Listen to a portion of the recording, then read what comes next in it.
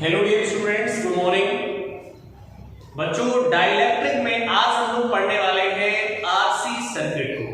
सही है बेटा। आरसी सर्किट दो टाइप से पढ़ेंगे हम लोग, एक तो चार्जिंग आरसी सर्किट और एक डिस्चार्जिंग आरसी सर्किट। तो सबसे पहले हम स्टडी करें बेटा चार्जिंग आरसी सर्किट। बहुत ही इंपॉर्टेंट टॉपिक है बेटा, बहुत ही शानदार टॉपिक है ये आरसी सर्किट। ठीक है, तो ये कैपेसिटर हमारा 2 लेक्चर के बाद कंप्लीट हो जाएगा। इसके बाद हमारा नया चैप्टर स्टार्ट होगा इलेक्ट्रिक करंट। ठीक है, तो बच्चों आज का हमारा जो टॉपिक है बेटा वो क्या है, आरसी सर्किट। तो बच्चों यहां पर आरसी सर्किट को हम देखेंगे। आरसी सर्किट, ठीक है, दो टाइप का होगा बेटा आरसी सर्किट। एक तो कौन सा, चार्जिंग, और दूसरा कौन सा होगा, डिस्चार्जिंग। चार्जिंग आरसी सर्किट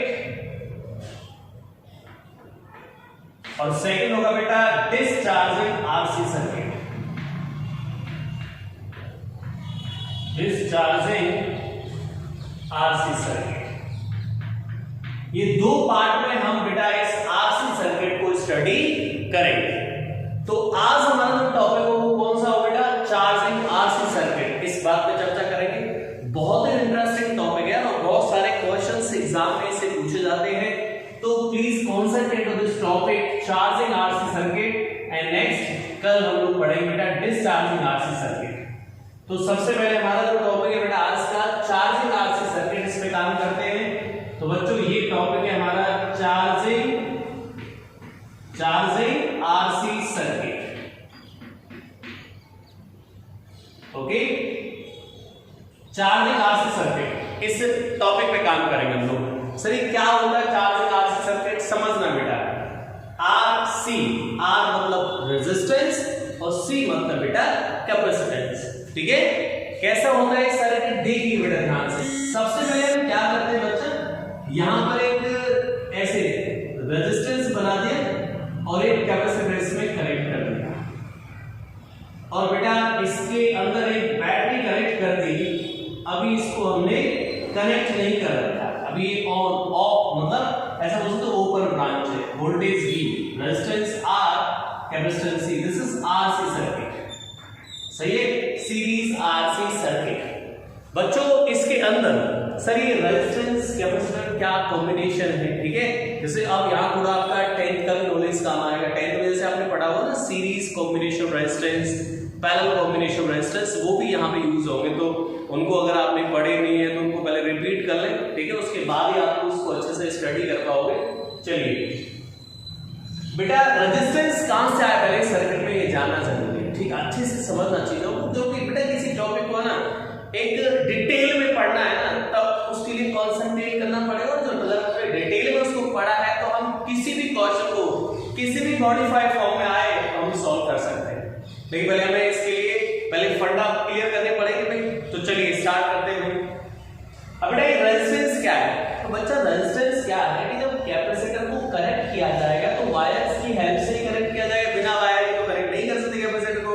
ऐसा तो नहीं धागा लेके आगे कैपेसिटर कनेक्ट कर दिया सिर्फ बैटरी के साथ, ऐसा नहीं होगा यार। तो जब वायर्स होंगे बेटा तो उनका कुछ रेजिस्टेंस भी होगा, तो उस रेजिस्टेंस को यहाँ पे हमने रिप्रेजेंट कर दिया है। ठीक है, ये जो कनेक्टिंग वायर्स है इनका कुछ न कुछ रेजिस्टेंस होगा, उस रेजिस्टेंस का नाम बोल दिया हम लोगों ने R। ठीक है, इसलिए क्या बन गया, आरसी सर्किट।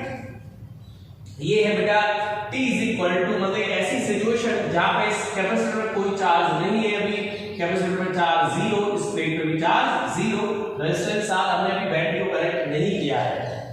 जैसे बेटा बैटरी कनेक्ट करते हैं, जैसे आप इसके साथ बैटरी कनेक्ट करोगे बेटा, तो बैटरी का काम क्या है बेटा, चार्ज सप्लाई करना, एक प्लेट से दूसरी प्लेट को चार्ज प्रोवाइड करना। चार्ज प्रोवाइडर है, खुद चार्ज प्रोवाइड नहीं करती, मतलब खुद अपनी तरफ से चार्ज नहीं दे रही है, चार्ज एक प्लेट से दूसरी प्लेट पे ले जा रही है, ट्रांसफर करती है। मैं पहले बता चुका बेटा battery is source of energy, not source of charge. अच्छे समझो, कॉन्सेंट्रेट करो भाई। इसको कनेक्ट कर दिया बेटा, T = 0 मूवमेंट मान लें, यानी कि हमारी जो इवेंट स्टार्ट हुई, जैसे इसको स्विच को क्लोज किया, that movement will be T = 0, ऐसा हमने अज्यूम कर लिया है।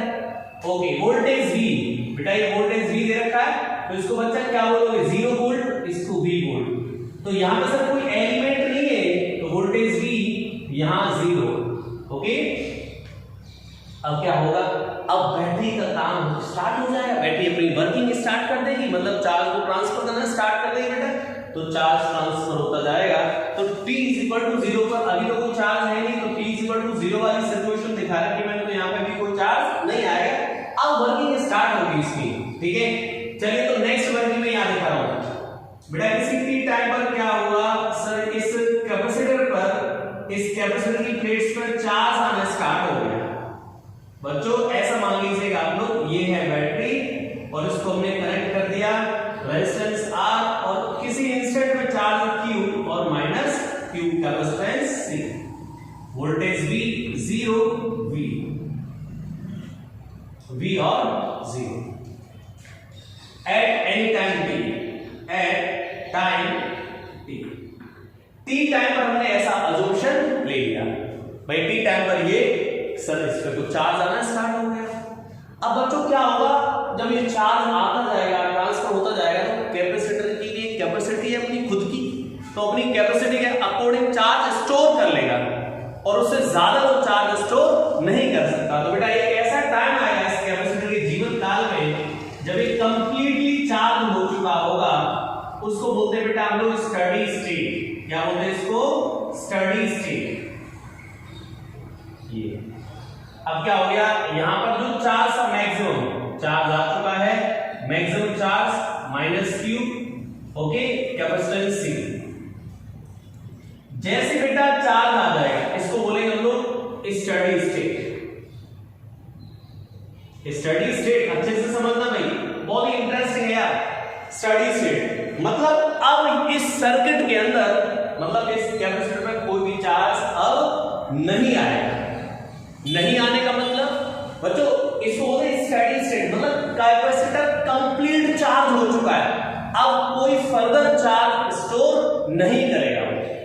अगर चार्ज फ्लो नहीं हो रहा होगा सर्किट के अंदर, तो करंट का वैल्यू क्या आएगा इस टाइम पर, current will be 0, current will be 0, यानी करंट को ये फ्लो अब नहीं होने दे रहा, बिकॉज कैपेसिटर को भाई जितना चार्ज स्टोर करना था वो स्टोर कर लिया।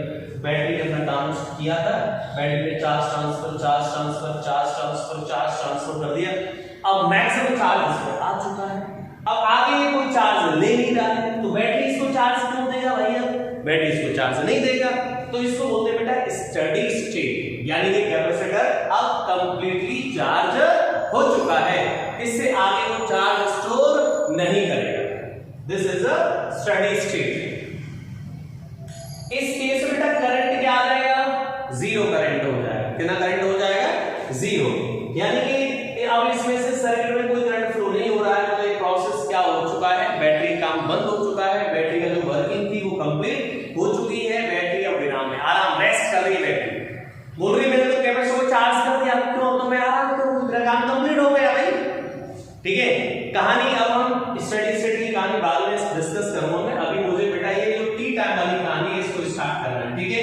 चलिए अब बच्चों इस टाइम पर करंट फ्लो हो रहा होगा, नहीं हो रहा होगा सर, हाँ इस टाइम पर करंट फ्लो हो रहा होगा, इस टाइम पर, क्यों कि अभी चार्ज क्या हो रहा है बेटा, इस पर बैटरी यहां से चार्ज लेके आती है, ये चार्ज ऐसे ट्रांसफर हो रहा है, तो जब चार्ज फ्लो हो रहा होता है तो बेटा चार्ज फ्लो होने का रेट ही करंट कहलाता है, समझ लो। तो यहां पर करंट की कुछ वैल्यू आएगी, लेकिन सर यहां पे करंट की वैल्यू 0 हो जाएगी, बिकॉज चार्ज यहां पर फ्लो नहीं हो रहा है, ठीक है। चार्ज सिर्फ इस जगह फ्लो हो रहा है, यहां पे चार्ज फ्लो नहीं हो रहा है, ठीक है बच्चों। तो यहां करंट 0, बट यहां पे करंट 0 नहीं होगा। तो अब हमारा ये टारगेट है बेटा कि किसी टाइम पर इसमें कितना करंट फ्लो हो रहा है, किसी टाइम t पर इस ब्रांच में कितना करंट फ्लो हो रहा है, और किसी t टाइम पर चार्ज की वैल्यू क्या है, what is the value of charge at time t and value of current eight time t, ये चीजें हम फाइंड करना चाहते हैं। चलिएगा देखिए बेटा स्टार्ट करते हैं, चलो ध्यान से समझना बेटा। अब बच्चों यहां पर थोड़ा सा आपको पोटेंशियल डिफरेंस लिखने में थोड़ी परेशानी हो सकती है, तो पोटेंशियल डिफरेंस लिखना मैं थोड़ा सा यहां पे आपको गाइड कर दे रहा हूं, कैसे बच्चा, अगर ये रेजिस्टेंस रखा आपको ऐसे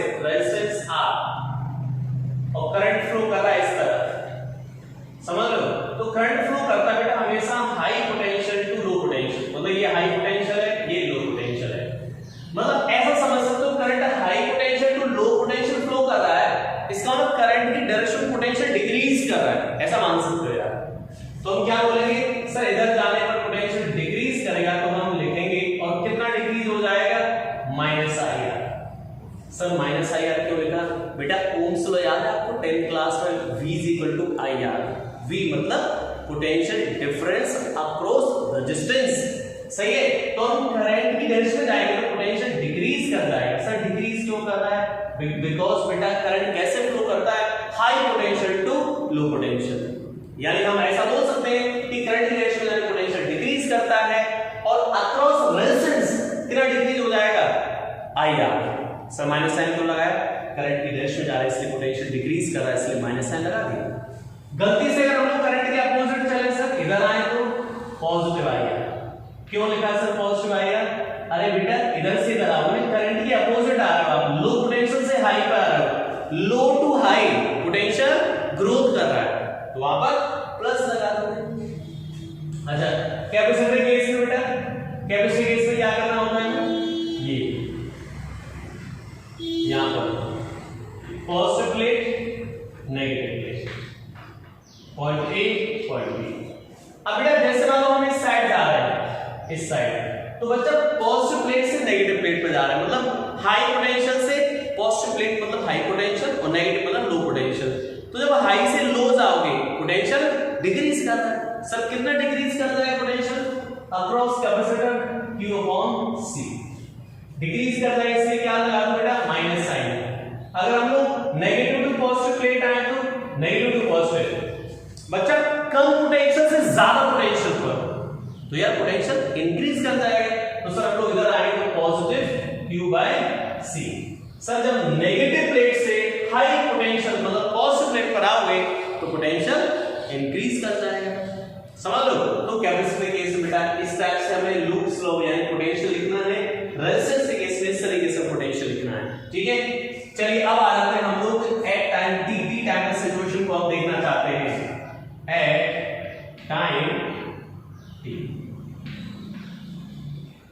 t टाइम पर सिचुएशन हम लोग देखना चाहते हैं। क्या करेंगे सुनिए ध्यान से बेटा, अब देखो मैं इधर जा रहा हूं, वोल्टेज लिखते लिखते इधर जा रहा हूं इस तरफ, तो सबसे पहले मैं लिखूंगा बेटा यहां का पोटेंशियल कितना बच्चा, V लिख दिया। अब करंट की डायरेक्शन में जा रहा हूं, तो करंट की डायरेक्शन में जाएंगे हम लोग रेजिस्टेंस में, तो पोटेंशियल डिक्रीज कर जाता है। करंट की डायरेक्शन में जाने पर बेटा करंट इधर था, हम लोग इस तरफ ही जाकर डिक्रीज कर दे तो क्या लिखोगे, माइनस आई आर, सही है बेटा। ये वोल्टेज अक्रॉस रेजिस्टेंस डिक्रीज कर गया क्योंकि हम लोग करंट की डायरेक्शन में जा रहे थे। अब यहां देखो पॉजिटिव प्लेट से नेगेटिव प्लेट पर, सर हाई पोटेंशियल से लो पोटेंशियल पर क्या होगा भाई, हाई पोटेंशियल से लो पोटेंशियल डिक्रीज कर रहा है, तो डिक्रीज कर रहा है तो हम लोग क्या लिखेंगे, अक्रॉस कैपेसिटर पोटेंशियल कितना होगा, Q बाय C डिक्रीज कर रहे से माइनस साइन, और सामने पोटेंशियल आ गया बेटा 0, सामने जो पोटेंशियल कितना आ चुका है, 0 आ चुका है, तो हमने सामने पोटेंशियल 0 लिख दिया, ठीक है बेटा। वापस सुनो एक बार, मैंने यहां की वोल्टेज बेटा V थी, यहां की वोल्टेज V और रेजिस्टेंस आ गया, ऐसे जा रहे हैं हम लोग इस डायरेक्शन में, तो बेटा करंट इस तरफ जा रहा है और करंट की डायरेक्शन में हम जा रहे हैं, तो करंट के डायरेक्शन बेटा करंट इधर जा रहा है, इधर जा रहा है, पोटेंशियल क्या कर जाता है यहां पर डिक्रीज, तो माइनस आएगा। कैपेसिटर केस में बेटा कैसे जा रहा है, पॉजिटिव प्लेट से नेगेटिव प्लेट पर, हाई टू लो पोटेंशियल तो कम हो गया, minus Q by C equal to 0, सामने 0 आ रहा है, कोई प्रॉब्लम नहीं यहां तक, ओके। अब बेटा इनका रीअरेंजमेंट करते हैं, समझ लो रीअरेंजमेंट करते हैं भाई।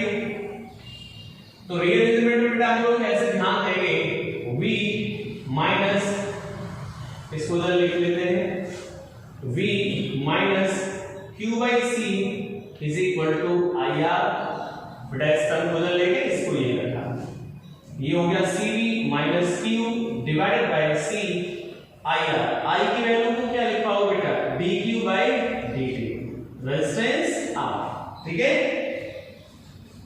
समझ लो बेटा। करंट को क्या लिखे बच्चों, dq बाय dt। अब करंट को हम लोग dq बाय dt लिखे बेटा, rate of flow of charge that is current. अब इसको थोड़ा रीअरेंजमेंट कर लें, रीअरेंजमेंट कर लें क्योंकि हमें q निकालना टाइम t पर, तो बच्चा इसको लेंगे इधर, तो 1 upon RC multiply by dt, और इधर आगे बेटा dq upon CV minus Q, take both side integration. बेटा जीरो टाइम पर कोई चार्ज नहीं था, जीरो टाइम पर बेटा कैपेसिटर अनचार्ज था, मतलब उस पर कोई चार्ज नहीं था जीरो टाइम पर। अब बेटा टी टाइम पर जो चार्ज है उसकी वैल्यू हो गई सपोज q, क्योंकि हमें टी टाइम में चार्ज की वैल्यू बतानी है यार, तो टी टाइम में चार्ज की वैल्यू हमने कितनी कंसीडर कर ली कि बाई में बेटा टी टाइम पे चार्ज हो कितना है q है, ठीक है। चलिए यहां पे इंटीग्रेशन कितना आएगा बेटा t अपॉन rc कांस्टेंट है, ये हो गया। अब यहां पर बेटा यहां पर इंटीग्रेशन क्या आएगा ln cv minus q divided bye q का कोएफिशिएंट dq लिखा बेटा, इसके डाउन में q का कोएफिशिएंट कितना -1, तो -1 से कर दो डिवाइड। अब ये मत पूछ रहे यार इंटीग्रेशन में से -1 से डिवाइड क्यों करते हैं, ठीक है, मैथ्स वाले स्टूडेंट को समझ जाएंगे। बाय वालों के लिए बेटा dq डिवाइड बाय -q, मतलब जो q का कोएफिशिएंट आएगा उससे डिवाइड होना इंटीग्रेशन के अंदर, ठीक है, -1 से डिवाइड कर दिया। चलिए बात करें बेटा आगे अब लिमिट्स की, तो लिमिट्स क्या लगाएंगे, -1 को बेटा इस तरफ ले आएंगे, माइनस को इधर भेज रहा हूं, तो क्या आ जाएगा बेटा -t अपॉन rc, सामने लिमिट लगाओ बेटा q ln cv minus q minus ln बेटा जीरो पुट अप करो तो क्या बचेगा यहां पे cv। अब बच्चों लॉग में जो प्रॉपर्टी होती है log n minus log n, तो क्या आ जाएगा इसके अंदर -t upon rc is equal to ln cv minus q divided by c। बच्चों लॉग को कैसे हटाएंगे बेटा, इस e को जो यहाँ बेस e होता है बेटा, ये पावर में भाई इधर e को भेजोगे तो ये पावर में हो जाएगा सारा टर्म, तो e की पावर -t अपॉन rc, क्या बचा सामने 1 माइनस q अपॉन c। बेटा cv का दोनों तरफ डिवाइड कर दिया, इस टर्म में और इस टर्म। चलिएगा इस टर्म को उधर ले आओ, इसको उधर ले जाओ, q upon cv 1 minus e की power t by tau, tau is equal to rc। इसको बोलते हैं बेटा tau का टाइम, इसका नाम होता है टाइम कांस्टेंट। क्या नाम होता है इसका, time constant of given rc circuit, time constant of given rc circuit. Okay ये यहां पर तो बेटा q की वैल्यू कितनी आ गई, cv times 1 minus t by tau। अच्छे से समझो बेटा, ये हो गया चार्ज का value eight any time t। तो t टाइम पर बच्चों चार्ज की वैल्यू क्या है ये मैंने आपके सामने लिख दी, ठीक है। ओके बच्चों अब हमें देखो यहां पर कॉन्सेंट्रेट करने की जरूरत है कि हमने बेटा किसी t टाइम पर चार्ज की वैल्यू क्या होती है। बच्चों ये मैंने आपके सामने कैलकुलेट किया है, charge q is equal to cv times 1 minus e की power minus t by tau। tau is the time constant for the given RC circuit। बेटा हम टाइम कांस्टेंट को स्टडी करेंगे, टाइम कांस्टेंट कैसे निकाला जाता है समझ लो, इस टॉपिक को भी मैं समझाऊंगा। फिलहाल सर हमने इसको टाइम कांस्टेंट क्यों बोल दिया, बिकॉज बेटा यूनिट डायमेंशन आपने सीखा होगा कि जो पावर्स होते हैं वो डायमेंशन लेस होते हैं, तो e की पावर ये था तो बेटा ये डायमेंशन लेस होगा, तो ऊपर टाइम है तो डाउन में भी क्या आएगा, टाइम आएगा। तो आरसी की जो डायमेंशन है वो किसके साथ मैच करेगी, टाइम के साथ मैच करेगी, क्योंकि बेटा यूनिट डायमेंशन में क्या सीखा है, जो पावर्स होती है वो डायमेंशन लेस होती है, तो e की पावर था इस टर्म टोटल, तो ये डायमेंशन लेस होगा। और डायमेंशन लेस बनाने के लिए अगर बेटा ये टाइम है तो डाउन में भी टाइम की डायमेंशन ही आएगी, तब ये डायमेंशन लेस बन पाएगा, ठीक है। चलिए अभी बच्चों हमें बहुत कुछ सीखना बाकी है, इस टॉपिक के अंदर बहुत कुछ समझना है, समझ लो बिल्कुल ये नया टॉपिक है तो अच्छे से समझना चाहिए को। अभी मैंने आपको क्या क्या समझा है मैं एक बार रिपीट कर दे रहा हूं बेटा। अब हमें आरसी सर्किट को दो पार्ट में स्टडी करना है, charging RC circuit and discharging RC circuit. बेटा इसको आप लोग ग्रोथ ऑफ करंट भी बोल सकते हैं, यहाँ पे डिग्री ऑफ करंट भी बोल सकते हैं, बिकॉज यहाँ पे बेटा चार्ज क्या हो रहा है, चार्ज की वैल्यू क्या हो रही है, ग्रोथ, मतलब चार्ज की वैल्यू ग्रोथ कर रही है और डिस्चार्ज में चार्ज की वैल्यू डिक्रीज करेगी, ठीक है। चलिए बेटा हमने आरसी सर्किट बनाया यहाँ पर t इज इक्वल टू, अभी मैंने इसको ऊपर नहीं मतलब क्लोज नहीं किया है, जैसे बेटा क्लोज करोगे जीरो टाइम पर कोई चार्ज नहीं था इस कैपेसिटर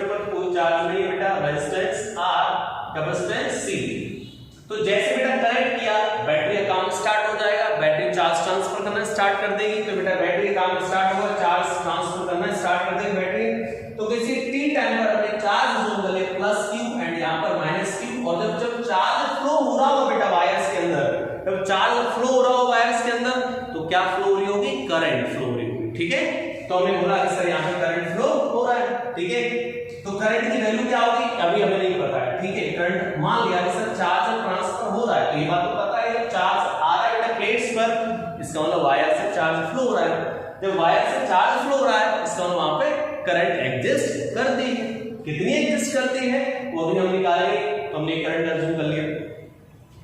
अब बेटा पोटेंशियल के बारे में बात करें तो पोटेंशियल बच्चा यहाँ पर V है और नेगेटिव टर्मिनल से कनेक्टेड तो जीरो पोटेंशियल, समझ लो। तो V से पोटेंशियल कितना आ गया? जीरो।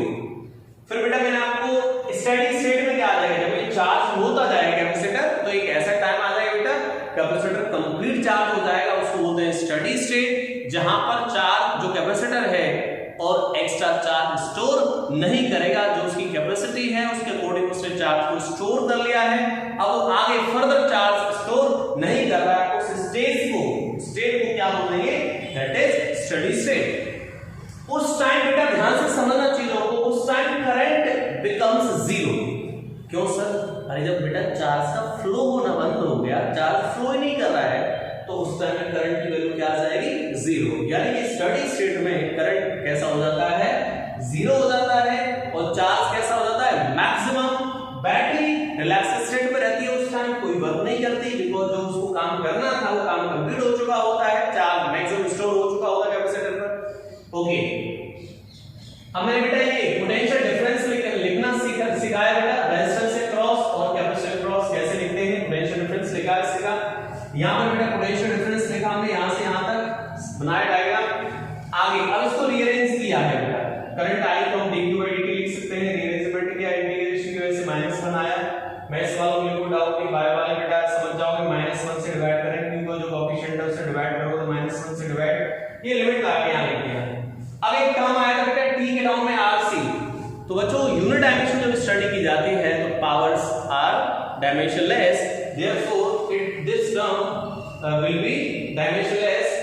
इसलिए बेटा हमने क्या किया, t के टर्म में जो भी कुछ था ये टाइम का डायमेंशन होगा, इसका नाम दिया है time constant which is equal to rc। इस कांसेप्ट को भी सिखाऊंगा कि किसी गिवन सर्किट के लिए हम लोग टाइम कांस्टेंट कैसे कैलकुलेट करते हैं। ठीक है, तो फिलहाल ये चार्ज आ चुका बेटा q is equal to c1 - e⁻t/τ। अब यहां पे भी हमें कुछ समझने की जरूरत है। एक चीज सोचो बेटा, जब सर स्टेडी स्टेट आया होगा तो वोल्टेज V जीरो, देखो अच्छी बात समझा रहा हूं, ठीक है, अच्छा समझना, वोल्टेज सर V यहां पर जीरो।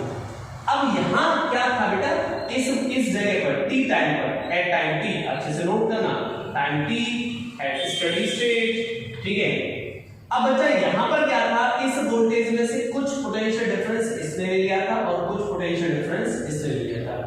रेजिस्टेंस के क्रॉस आने वाला पोटेंशियल डिफरेंस कितना था बेटा, IR, और कैपेसिटर क्रॉस आने वाला पोटेंशियल कितना था, Q/C।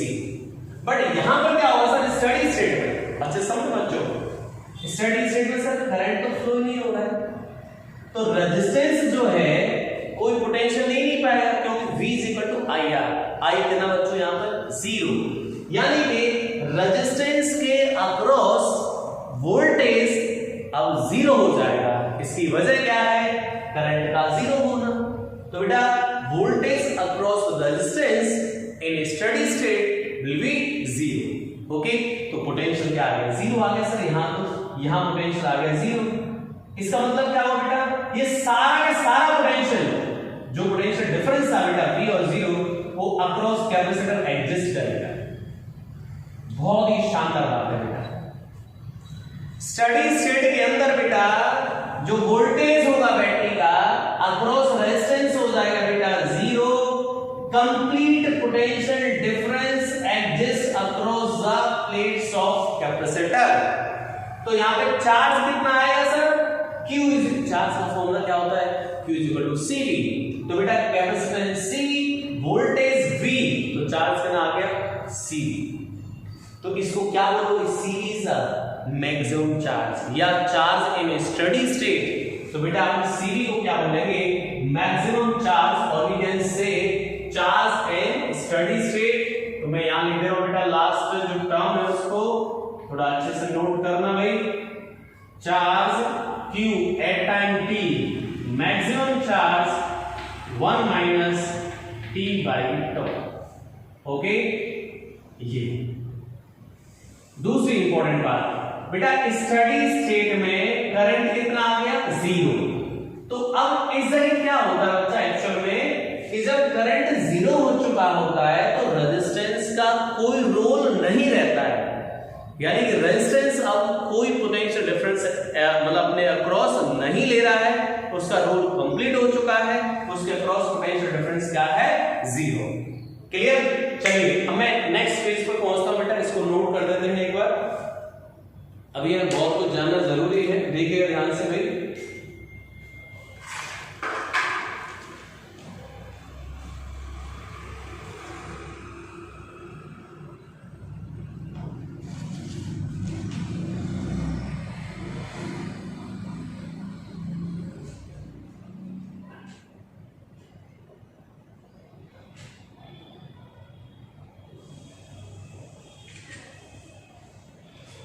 Okay,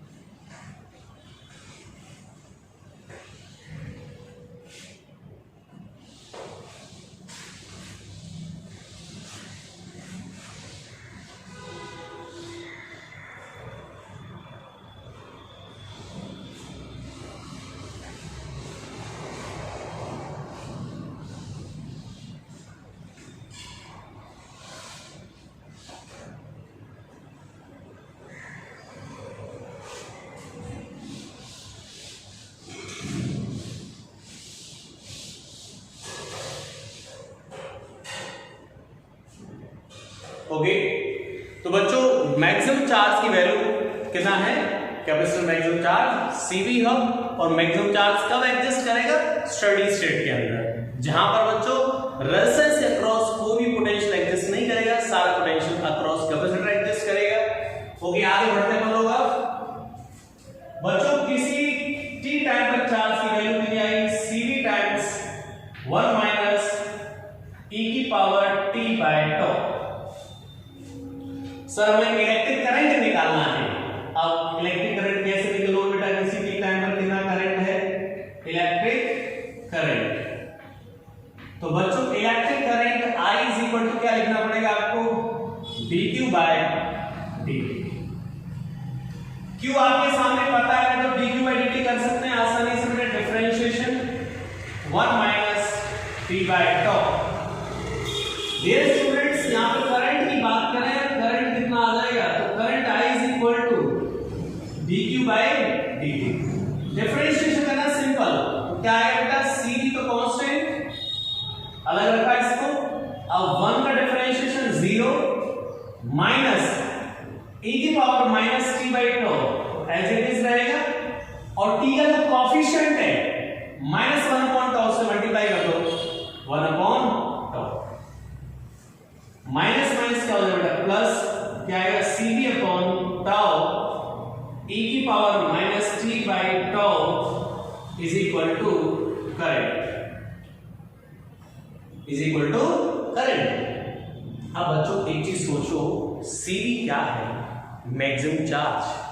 maximum charge divided by time, tau मतलब टाइम, तो maximum charge divided by time, time constant मतलब टाइम क्या है? Current, maximum current. तो I इज इक्वल टू क्या बन जाएगा बेटा? I नॉट e की power minus t by toe. I not मतलब मैक्सिमम करंट बेटा, क्योंकि मैक्सिमम चार्ज डिवाइडेड बाई टॉ क्या बन चुका होगा? Maximum current, maximum current. सही है? तो ये आ गया बेटा किसी t टाइम पर करंट का फंक्शन। ये किसी t टाइम पर चार्ज का फंक्शन है। ओके, तो किसी t टाइम पर बेटा चार्ज और किसी t टाइम पर करंट। अच्छा, किसी t टाइम पर बेटा वोल्टेज लिख दो, voltage across capacitor, voltage across resistance. चलिए वोल्टेज अक्रॉस रेजिस्टेंस लिख दे रहा हूं यहां पर,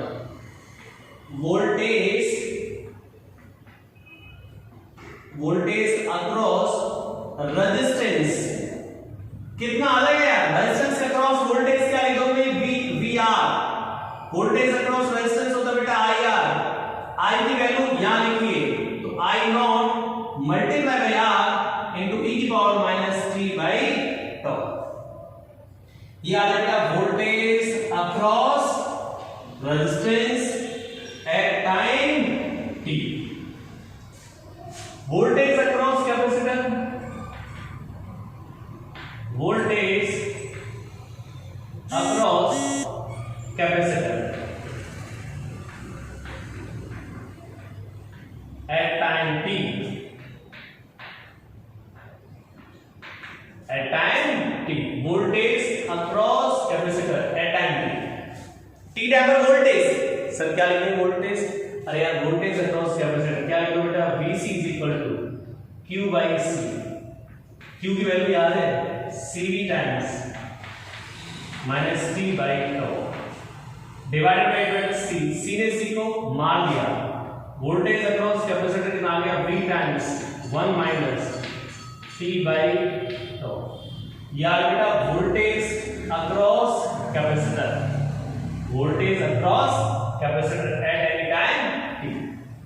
एनर्जी लिख सकते बेटा t टाइम पर, एनर्जी क्या आएगी अक्रॉस कैपेसिटर, एनर्जी 1/2 cv² लिख दो, cv², समझ लो, या q²/2c के टर्म लिख दो, q² 2c।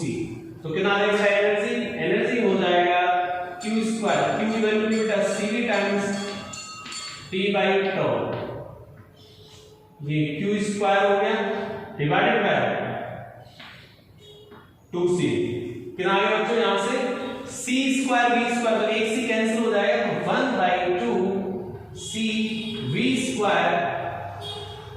1 minus t by tau का whole square. This is the energy at any time t stored in the capacitor. ठीक है, ये अब बेटा मैं आपको यहां से आगे अब यहां पे ग्राफ्स और ड्रॉ कर देता हूं। ठीक है, ग्राफ्स और ड्रॉ कर देता हूं, चार्ज का वेरिएशन कैसा है बेटा, चार्ज का वेरिएशन, तो ग्राफ्स और देख लेते हैं हम लोग। ठीक है, फिर हम लोग बेटा क्वेश्चंस पे आएंगे, क्वेश्चंस कैसे बनाए जाते हैं। तो at t is equal to 0, charge कितना था बेटा 0, t टेंडिंग टू इनफिनिट आएगा तो चार्ज कैसा आ जाएगा बेटा, maximum, Q0 maximum charge, maximum, यानी कि पहले चार्ज 0 था, बाद में चार्ज मैक्सिमम हो गया, मतलब चार्ज ने ग्रोथ की है। और बेटा यहाँ पे e का टर्म आ रहा है, e का मतलब होता है एक्सपोनेंशियल ग्राफ। कैसा आएगा, एक्सपोनेंशियल। तो बेटा यहाँ पर हम लोग लिख देंगे कि सर जो चार्ज है वो एक्सपोनेंशियली इंक्रीज करेगा, ये यहाँ पर चार्ज और ये है टाइम, बच्चों ये इंक्रीज कर जाएगा, ऐसे आ जाएगा। ठीक है, एक्सपोनेंशियली, और ये चार्ज मैक्सिमम हो जाएगा यहां पर Q0 मैक्सिमम चार्ज। सही, मैक्सिमम चार्ज कब होगा, स्टेडी स्टेट, समझ लो स्टेडी स्टेट में चार्ज कैसा आएगा, maximum Q0 which is equal to C, ना ये C। एक टाइम कांस्टेंट के अंदर क्या आ गया सर, एक time constant t is equal to tau। बेटा ये चार्ज आएगा 0.63 times of Q0, maximum charge का 0.63 टाइम्स। बेटा एक टाइम कांस्टेंट के अंदर चार्ज की जो वैल्यू आएगी वो कितनी हो जाएगी, 0.63 टाइम्स ऑफ Q0। याद रहे तो अच्छा है बेटा कि एक टाइम कांस्टेंट में चार्ज की वैल्यू कितनी हो जाती है, 0.63 टाइम्स ऑफ Q0। ओके, चलिए, यानी कि चार्ज ग्रोथ कर गया और एक टाइम के बाद कैसा हो जाएगा बेटा, ये चार्ज कांस्टेंट, अब ये ग्रोथ नहीं करेगा, स्टडी स्टेट, इसके बाद ये ग्रो नहीं करेगा। करंट की बात करें सर, करंट जो है इसका फंक्शन कितना आया है, I is equal to I naught e की power minus t by tau. बच्चों मैक्सिमम करंट तो at t is equal to 0, t is equal to 0 put up करो, क्या आएगा बेटा, यहां e की पावर 0 e की पावर 1, तो करंट कितना आ गया आई नॉट, मतलब मैक्सिमम। यानी कि शुरुआत वाले टाइम पर, बहुत ही मिराकल चीज है, स्टार्टिंग वाले टाइम पर करंट होता है मैक्सिमम। और sir t tending to infinity हो गया तो करंट आ जाता है बेटा infinity, 1 upon infinity I naught upon e की पावर इंफिनिटी, मतलब बहुत बड़ा नंबर मतलब 0। करंट कितना हो जाता है 0। यानी जब इनफिनिट टाइम आता है तो करंट की वैल्यू 0। तो हम लोग ग्राफ इसमें ऐसे ड्रॉ कर देते हैं, ये इस तरह current I time t, current I not, current कितना बेटा ये I नॉट मैक्सिमम करंट कितने टाइम पर, स्टार्टिंग वाले टाइम पर। करंट कैसा होता है, मैक्सिमम, समझ लो, इनिशियल टाइम मोमेंट पर करंट कैसा, मैक्सिमम। ओके, तो बच्चों अब यहां से बहुत सारी चीजें बेटा सोची जाएंगी, बहुत सारी चीजें समझी जाएंगी। चलिए अब हम करंट वाली चीज को देख रहे हैं। सर करंट शुरुआत वाले टाइम पर, यानी कि शुरुआत वाला टाइम मतलब 0 टाइम पर करंट कैसा आ गया बेटा, मैक्सिमम। यानी कि शुरुआत में कैपेसिटर ने कोई अपोजिट जनरेट नहीं किया, क्यों करंट मैक्सिमम में करंट को जाने दिया, तो शुरुआत में oppose offered by the capacitor will be 0 because current maximum. After long time, या और we can say after long time और at steady state current 0। Current 0 मतलब अब वो करंट को जाने नहीं दे रहा है, अब उसने इनफाइनाइट रेजिस्टेंस डाल दिया करंट के रास्ते में, ले जा निकल, यहां निकल के दिखा, अब करंट नहीं निकल पा रहा है, क्यों, तो करंट की वैल्यू 0 आ रही है। इसका मतलब क्या है कि जो कैपेसिटर है बेटा स्टडी स्टेट के अंदर कैसे काम करेगा, इनफाइनाइट रेजिस्टेंस की तरह। और इस इनफाइनाइट रेजिस्टेंस को हम बोलते हैं बेटा ओपन सर्किट। मतलब या तो ऐसा मान लो कि इनफाइनाइट परेशानी आ गई करंट के जीवन काल में, अब करंट आगे नहीं जा पा रहा है, या फिर ऐसा बोल दो कि वो ब्रांच ओपन हो गई, मतलब यहां से एक रास्ता टूट गया, एक यहां से रास्ता खत्म हो गया, एक ब्रिज मान लो ब्रिज टूट गया, करंट अब यहां से यहां पार नहीं हो सकता, समझ लो। तो आप बोलो बेटा कि शुरुआत वाले टाइम मोमेंट पर capacitor offered as a 0 resistance, इसलिए करंट कैसी होती है, maximum. But at steady state capacitor offers infinite resistance in path of current, therefore there will be no current across this branch। Steady state में current कितना हो जाता है, 0। Okay, तो बच्चों इन्हीं कंसेप्ट्स पे क्वेश्चन भी बनेंगे, तो पहले मैं एक बार इसको नोट कर दे रहा हूं, क्वेश्चंस कैसे बनेंगे और इस कंसेप्ट को मैं यहां समराइज कैसे करूंगा, तो पहले समराइज भी कर दे रहा हूं, फिर हम लोग क्वेश्चंस पे आ जाएंगे।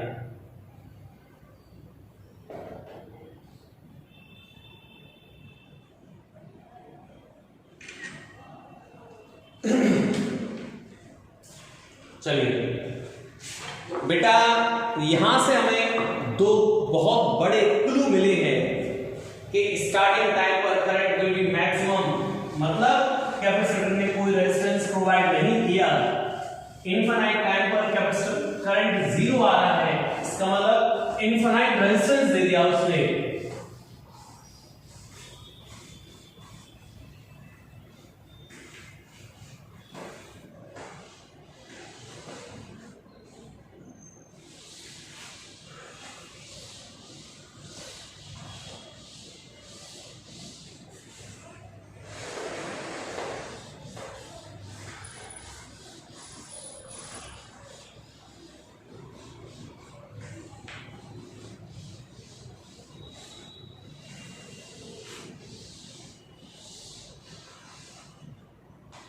बच्चों की कंसेप्ट्स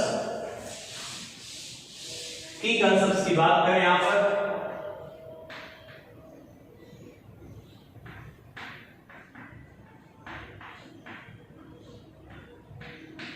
की कंसेप्ट्स सही है।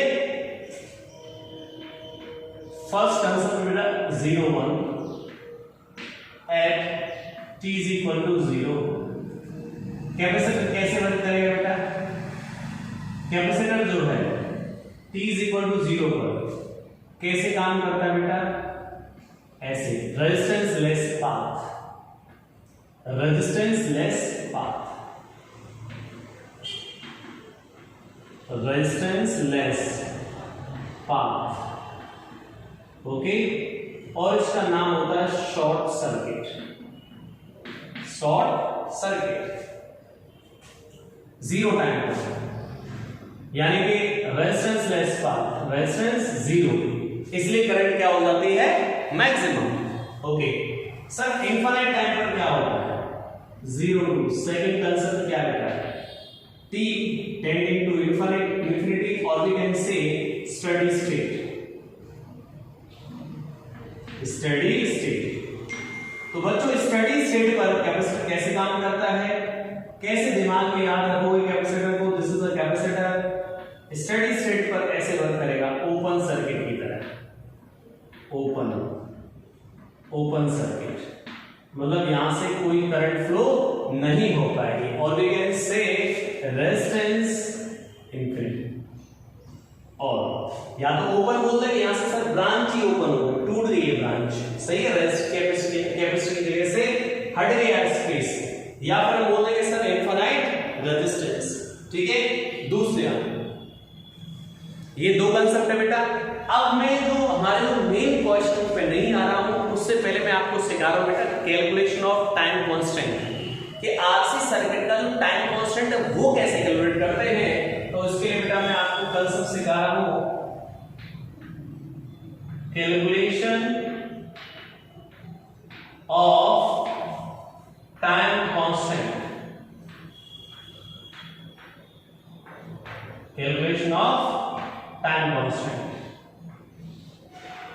ओके, टाइम कांस्टेंट की कैलकुलेशन कैसे की जाती है, स्टेप्स क्या होते हैं बेटा, कैलकुलेशन कैसे करते हैं, ध्यान से समझना। First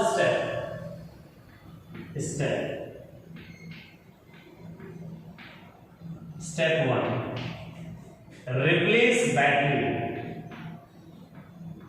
replace battery bye it's internal resistance लिखा हुआ है, रेजिस्टेंस। बैटरी को बेटा इसके खुद के रेजिस्टेंस से रिप्लेस कर दो। बहुत ही इंपॉर्टेंट कंसेप्ट है बेटा, इस कंसेप्ट को सीखोगे तो हम जो मेन क्वेश्चन है उन पे आ पाएंगे। तो पहले हम इस कंसेप्ट को कंप्लीट कर रहे हैं। स्टेप 2 क्या कहता है बेटा, calculate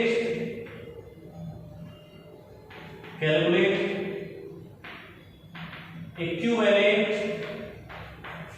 resistance across plates of capacitor।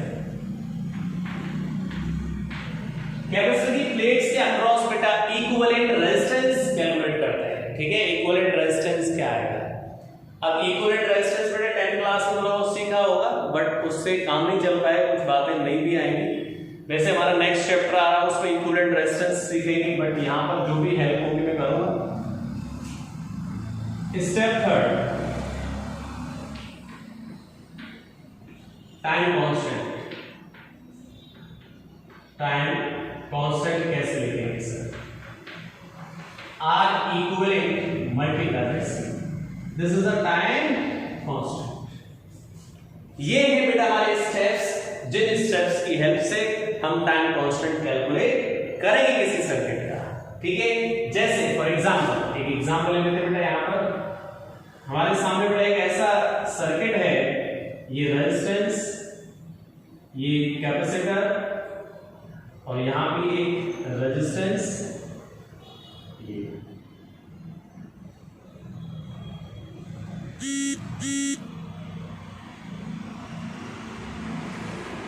अभी मैं यहां पर आपसे ये नहीं पूछ रहा हूं कि करंट क्या आएगा, चार्ज क्या आएगा, इन बातों को अभी याद नहीं पूछ रहे। अभी मैं आपको सिंपल पूछ रहा हूं बेटा, कि इसका टाइम कांस्टेंट क्या है। तो ये स्टेप्स जो लिखाए गए उन्हीं स्टेप्स को फॉलो करते हैं। टाइम कांस्टेंट की बात कर रहे हैं हम लोग। क्या करो बेटा, सबसे पहले बैटरी को इसके इंटरनल रेजिस्टेंस से रिप्लेस कर दो। बट सर हमें एक ऐसी बैटरी नजर आ रही है इसका कोई रेजिस्टेंस ही नहीं है, तो रेजिस्टेंस नहीं तो जीरो रेजिस्टेंस होगा भाई इसका इंटरनल। तो हम क्या कर देंगे, इस ब्रांच को ऐसे बना दो बेटा, ठीक है, जीरो रेजिस्टेंस की ब्रांच। मतलब क्या लिखा गया, रिप्लेस बैटरी बाय इस इंटरनल रेजिस्टेंस।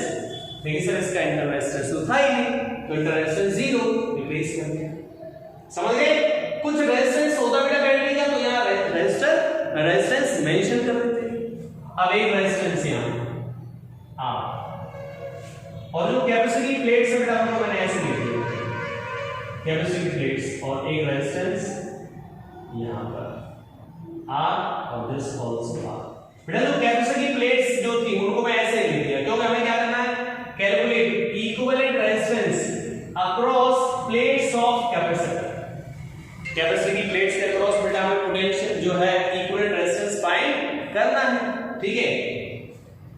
अब हम लोग क्या करेंगे सर, ये पॉइंट जो कैपेसिटी प्लेट्स है, तो एक प्लेट को नाम A देता हूं, दूसरी प्लेट को नाम B देता हूं। अब एक चीज सोचो बेटा, ये रेजिस्टेंस और रेजिस्टेंस किस में आएंगे, पैरेलल में। कैसे आएंगे पैरेलल में, देखो इस रेजिस्टेंस का ये पॉइंट इस रेजिस्टेंस का ये पॉइंट यहां कनेक्टेड है और इनके दूसरे एंड पॉइंट इस जगह कनेक्टेड है, यानी सेम पॉइंट्स के बीच में दोनों रेजिस्टेंस कनेक्टेड है बच्चों।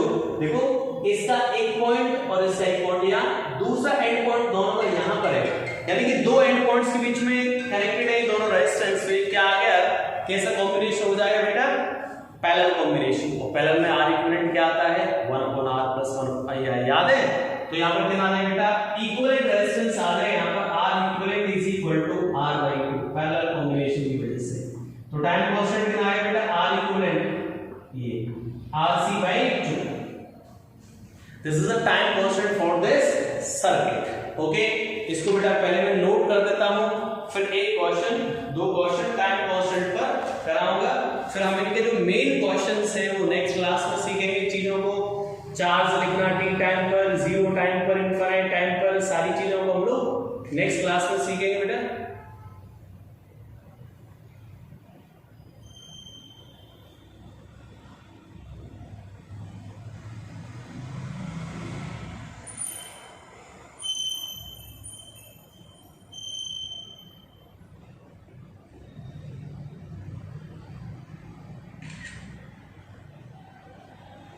ओके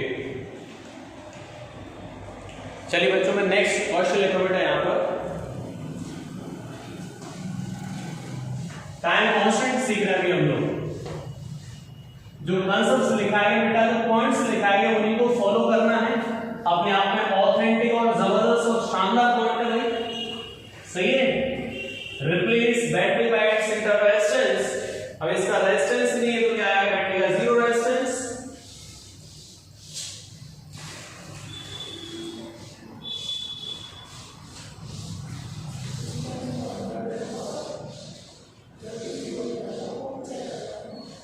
यस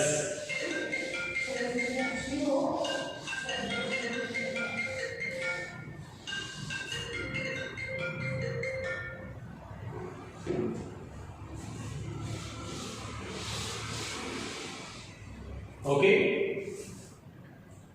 नेक्स्ट क्वेश्चन बेटा ये है, ये बैटरी, ये रेजिस्टेंस, एक यहां रेजिस्टेंस, एक ये रेजिस्टेंस, यहां पर बेटा कैपेसिटर। ये सर इसका टाइम कांस्टेंट बताना है हमें, इस सर्किट का क्या है। समझ बेटा, सिंपल क्वेश्चन है, जो स्टेप्स है उन्हीं को फॉलो करेंगे।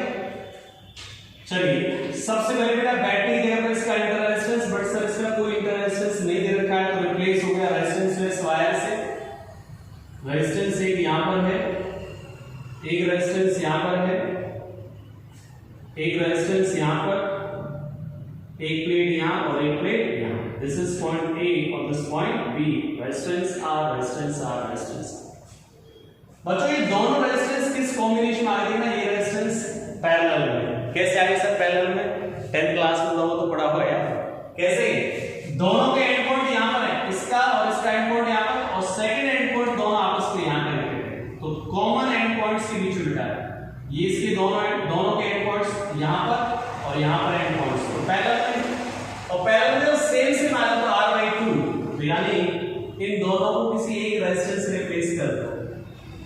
R/2 और यहाँ पर एक रेजिस्टेंस R और एक पॉइंट A और एक पॉइंट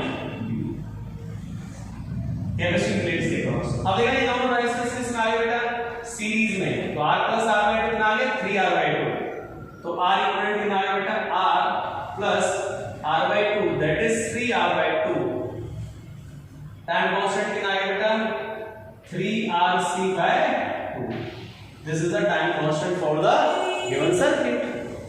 नेक्स्ट क्वेश्चन की बात करो बच्चों, ये एक बैटरी यहां पर और एक रेजिस्टेंस इस तरफ, एक रेजिस्टेंस यहां और एक कैपेसिटर यहां पर, समझ लो आर वोल्टेज और